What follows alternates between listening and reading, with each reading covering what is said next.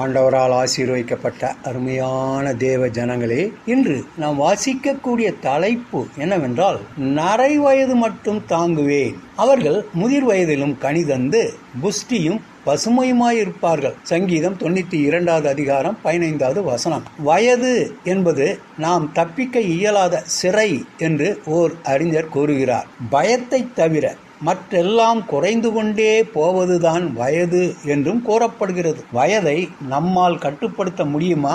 அதிலிருந்து வெளிவந்து வயதில் பின்னோக்கி செல்ல இயலுமா?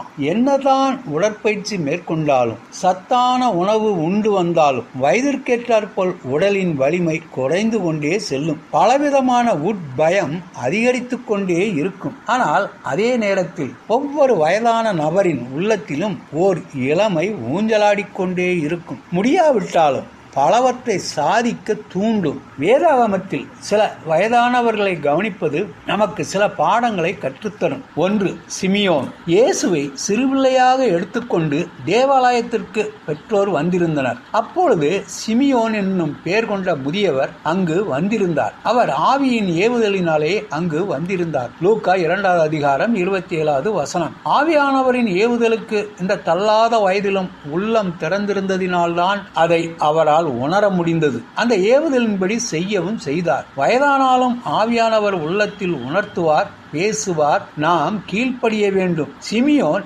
நீதியும் தேவ பக்தியும் உள்ளவன். லூக்கா 2 அதிகாரம் 25 வசனம். உம்முடைய ரட்சணத்தை என் கண்கள் கண்டது என்று அவர் கூறுகிறார். லூக்கா 2 அதிகாரம் 32 வசனம். அதாவது இயேசுவை கண்டார். இயேசு என்ற குழந்தையை தன் கைகளில் ஏந்தும் பாக்கியத்தை பெற்றார். உங்கள் உள்ளங்கள் ஆவியானவரின் ஏவுதலுக்கு திறந்திருக்கிறதா?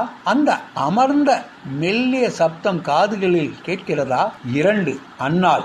இவருக்கு வயது 84. ஒரு விதவை.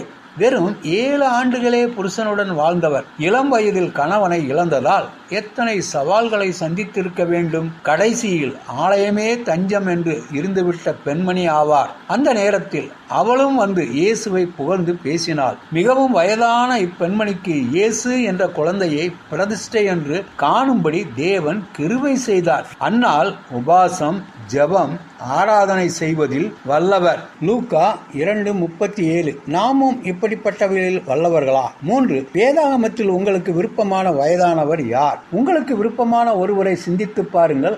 அவரிடமுள்ள விசேஷ குணங்கள் என்ன? அவர் கர்த்தருக்காக செய்தது என்ன? நீங்கள் அவரிடமிருந்து கற்றுக்கொள்ளும் பாடங்கள் என்ன? இயேசுவுக்காக நீங்கள் என்ன சாதிக்க விரும்புகிறீர்கள்? உங்கள் சபையில், வீடுகளில் உள்ள முதியவர்கள் சமாதானமாக இயேசுவுக்காக வாழ நீங்கள் அவர்களுக்கு கொடுக்கும் உற்சாகம் என்ன? இன்றைய வாக்குத்தத்தம். உங்கள் முதிர் வயது வரைக்கும் நான் அப்படி செய்வேன். நரை வயது மட்டும் நான் உங்களை தாங்குவேன். இனிமேலும் நான் ஏந்துவேன். நான் சுமப்பேன், தப்புவிப்பேன். ஏசாயா 46 அதிகாரம் 4 வசனம். ஆண்டவர் தாமே நம் அனைவரையும் ஆசீர்வதிப்பாராக. ஆமென்.